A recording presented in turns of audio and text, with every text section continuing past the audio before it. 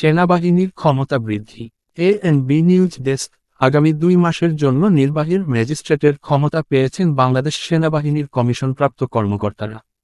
মঙ্গলবার 17 সেপ্টেম্বর রাষ্ট্রপতির আদেশক্রমে জনপ্রশাসন মন্ত্রণালয়ের সিনিয়র সরকারি সচিব জ্যোতিপ্রুর সই করা এক প্রজ্ঞাপনে এ তথ্য জানানো হয়েছে। প্রজ্ঞাপন জারির তারিখ থেকে পরবর্তী 7 দিনের জন্য ক্ষমতা দেওয়া হয়েছে। সেনাবাহিনীর নির্বাহী ম্যাজিস্ট্রেটের ক্ষমতাপ্রাপ্ত কর্মকর্তারা ফৌজদারি কার্যবিধির 1898 এর 64, 65, 83, 84, 86, 95, 2, 100, 105, 107, 109, 110, 126, 127, 128, 130, 133 ও 142 ধারার অপরাধগুলো বিবেচনায় নিতে পারবেন বলে প্রজ্ঞাপনে জানানো হয়েছে।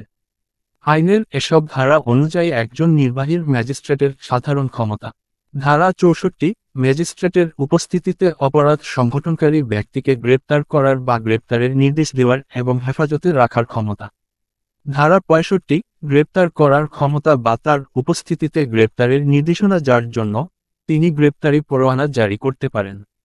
ধারা 83, 84 বিভাজন 86, ওয়ারেন্ট অনুমোদন করার ক্ষমতা বা ওয়ারেন্টের অধীনে গ্রেপ্তারকৃত অভিযুক্ত ব্যক্তিকে অপসারণের আদেশ দেওয়ার ক্ষমতা।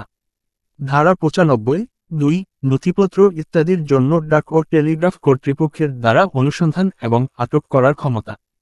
ধারা 100, ভুলভাবে বন্দী ব্যক্তিদের হাজির করার জন্য অনুসন্ধান ওয়ারেন্ট জারি করার ক্ষমতা।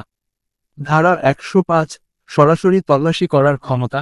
তার ক্ষমতাপ্রাপ্ত ব্যক্তি উপস্থিতিতে যে কোনো স্থানে অনুসন্ধানের জন্য তিনি সার্চ ওয়ারেন্ট জারি করতে পারেন। ধারা 107, শান্তি বজায় রাখার জন্য নিরাপত্তা প্রয়োজনীয় ক্ষমতা। ধারা 109, ভবঘুরে এবং সন্দেহভাজন ব্যক্তির ভালো আচরণের জন্য নিরাপত্তা প্রয়োজনীয় ক্ষমতা। ধারা 110, ভালো আচরণের জন্য নিরাপত্তা প্রয়োজনীয় ক্ষমতা। ধারা 126, জামিনের নিষ্পত্তি করার ক্ষমতা। ধারা 127, বেআইনি সমাবেশ ছত্রভঙ্গ করার আদেশদানের ক্ষমতা। ধারা 128, বেআইনি সমাবেশ ছত্রভঙ্গ করার জন্য বেসামরিক শক্তি ব্যবহার করার ক্ষমতা। ধারা 130, বেআইনি সমাবেশ ছত্রভঙ্গ করার জন্য সামরিক শক্তি ব্যবহার করার ক্ষমতা।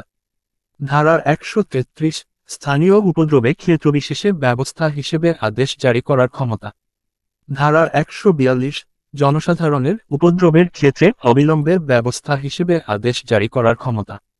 উল্লিখিত ক্ষমতা ছাড়াও যে কোনো নির্বাহী ম্যাজিস্ট্রেটকে মোবাইল কোর্ট আইন 2009 এর অধীনে মোবাইল কোর্ট পরিচালনা করার জন্য সরকার এবং সেই সঙ্গে জেলা ম্যাজিস্ট্রেট দ্বারা সংশ্লিষ্ট এখতিয়ারের মধ্যে ক্ষমতা দেওয়া হয়েছে।